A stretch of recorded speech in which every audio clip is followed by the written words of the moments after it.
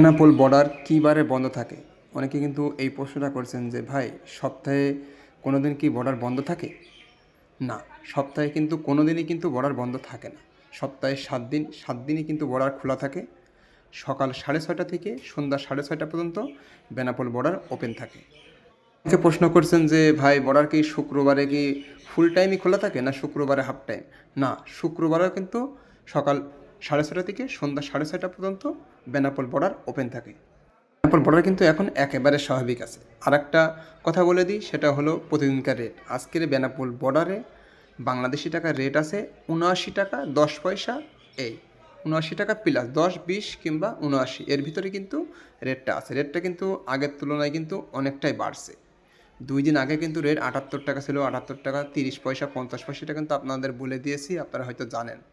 কিন্তু হঠাৎই কিন্তু রেটটা বর্ডারে দেখছি বাড়ছে। আর এখন কিন্তু যাত্রী একেবারে স্বাভাবিকভাবেই কিন্তু বেনাপোল বর্ডার দিয়ে কিন্তু ইমিগ্রেশনে প্রবেশ করছে ভারতে। আপনারা কিন্তু দেখছেন যাত্রী কিন্তু এখন প্রতিনিয়তই কিন্তু বর্ডারে বাড়ছে। আপনারা কিন্তু লাইন দেখে কিন্তু বুঝতে পারছেন যে যাত্রী আসলে কতটুকু বাড়ছে। আর অনেকে জিজ্ঞাসা করছেন যে ভাই দুপুর টাইমটা কি বর্ডার ফ্রি থাকে না এমন ভিড়ও থাকে? না, আমি কিন্তু প্রতিদিনই একই কথা বলছি যে শুধুমাত্র সকাল ৯টা পর্যন্ত কি হয়তো এই ভিড়টা থাকে। তারপরে কিন্তু সারাদিনই কিন্তু বর্ডার একেবারেই ফাঁকা থাকে। দুপুরবেলা তো একেবারেই ফাঁকা, হয়তো দু একজন এমনভাবেই যায়। আর এই যে যাত্রীগুলো দেখছি এনারা কিন্তু সরাসরি ঢাকা কলকাতা গাড়িতে আসছে। আজকেরই কিন্তু রবিবার, সেজন্য কিন্তু ঢাকা কলকাতার অনলি একটা গাড়ি কিন্তু ভারতে প্রবেশ করছে। এই যে ওখানে কিন্তু সে গাড়িটা দাঁড়িয়ে আছে।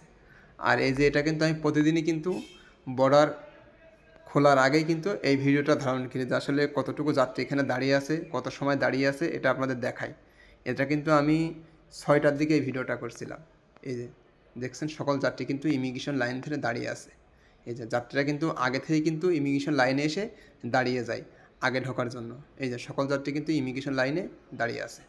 এই যে